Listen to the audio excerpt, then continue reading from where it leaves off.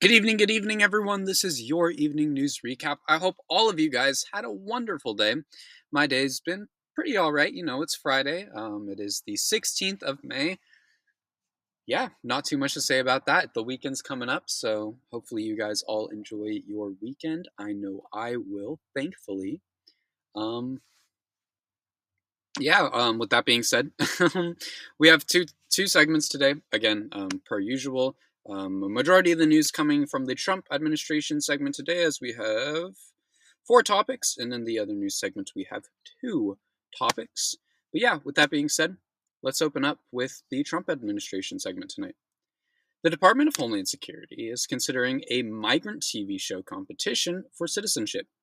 According to the Daily Mail, the Department of Homeland Security is considering a proposal to have immigrants compete in a game show for U.S. citizenship on air in a reality TV show called The American. Nome's department has strongly denied this report, saying it is completely false, but they did acknowledge that it does exist. Many people have related this to a version of the Hunger Games or reminiscent of the 1987 dystopian movie, The Running Man. This show was pitched by the Duck Dynasty producer Rob Warsoff. According to him, immigrants would compete in a series of challenges across the country for the honor of fast-tracking their way to U.S. citizenship. This is insane. Of course, reality TV is an interest. I mean, I'm sure they have so many more terrible ideas. Um, this timeline sucks. I want to get off. It is bad. And the worst part about this, like genuinely, the worst part about this is Americans would watch it because it's interesting. Like, it would capture Americans' interest. And I think that's not only like a sad thing to say, but it's definitely like a scary thing to say that something like this could not only be a TV show, but it would be watched. People definitely would watch this. To be honest, I would probably watch it not because of wanting to watch immigrants suffer now, but it's interesting. It really is. Like, hopefully that's not a bad thing to say. I really hope it isn't. But truly, it is an interesting thing. That's the issue. Moving on. Hopefully that's not too of a hot take. I probably didn't think about that too hard. I probably should have opening up the video with that, but it's okay. It happens. Moving on, the House budget bill has failed. The GOP-led House Budget Committee voted to reject Trump's bill. The vote in the Budget Committee was 16 to 21, with conservatives pushing for more budget cuts, causing them to vote with Democrats. During the hearing, Representative Chip Roy, a Republican, called out Republican leaders in a statement saying, "I have to now admonish my colleagues on this side of the aisle. This bill falls profoundly short. It does not say what it does with respects to deficits. That is the truth. Deficits will go up in the first half of the 10-year budget window, and we know it's true. We shouldn't do that. We shouldn't say we're doing something that we're not doing." Roy went on to say, "This bill has backloaded savings and has front-loaded spending. I am a no on this bill. Serious reforms need to be made today, tomorrow, Sunday. Something needs to change, or you're not going to get my support." It's good to see people on the other side speak some truth for once. The bill was terrible, and it would have damaged our government spending for years and put us likely back years down the line. It's good to see that it failed because there were very, very few beneficial things that were a part of the bill. And hopefully the next one is much better, but I don't know about that one, honestly. Moving on, the U.S. credit rate has been downgraded. The U.S. has lost AAA credit scores for major ratings after being downgraded by Moody's. In lowering the U.S. rating to AA1, Moody noted that successive U.S. administrations have failed to reverse, I can't English, reverse ballooning of deficits and interest costs. Moody's warned that the credit rating was at risk in 2023, but nothing was done. In a statement, they said the downgrading reflects an increase over more than a decade of government debt, interest payment ratios to levels that are significantly higher than similarly rated sovereigns. This isn't shocking. The economy overall, since COVID, really has taken a downturn. And we haven't really paid any national debt off either. Honestly, I try not to look at the national debt. It really stresses me out. That number is huge, and I don't want to look at it. But, it definitely does need to pay off, and that's a really hard and task that would take a long time. But having debt isn't good. In some cases, it is for a government standpoint, but for the most part, it's not great. Moving on for the... Was that really it? Wow. Okay. Moving on to the final segment for the Trump administration segment. Oh, final topic, my apologies. The U.S. Not that one. Wow. Trump wants to force Palestinians to live in Libya. Up to 1 million Palestinians could be permanently located to Libya under plans of the Trump administration, according to Sky News. The idea has been discussed with Libya's leadership and would potentially see billions of dollars in frozen Libyan funds released. No final agreement has been made, but Libya is definitely far from a safe nation. Even the U.S.'s State Department travel advisory says Americans should not travel to the country due to crime, terrorism, unexploded landmines, civil unrest, kidnapping, and armed conflict. He is going to attempt to ethnically cleanse Gaza and make it a freedom zone. In reality, it will likely just be a vacation spot for the rich, a capitalist shithole, if you will. I feel bad for the people living there. They have been through absolutely so much, and now this, it is absolutely sick. Free Palestine, and fuck Israel. Jewish people are cool, though. Fuck Israel, though. Moving on to the other news segment today, we have two topics. Those topics include a massive prison break, and a judge has dismissed charges against migrants in New Mexico.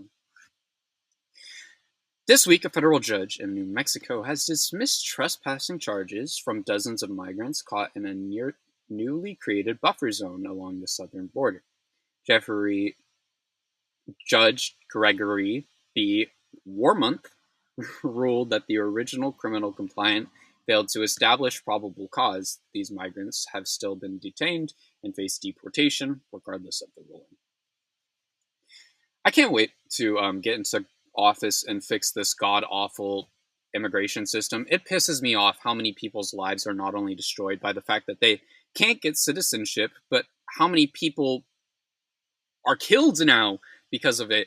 And the U.S. government will probably never admit to it, but there are definitely people dying still in El Salvador. I mean, even if Calmar Abrego Garcia is still alive, there are definitely people dying in El Salvador. Let's be real. And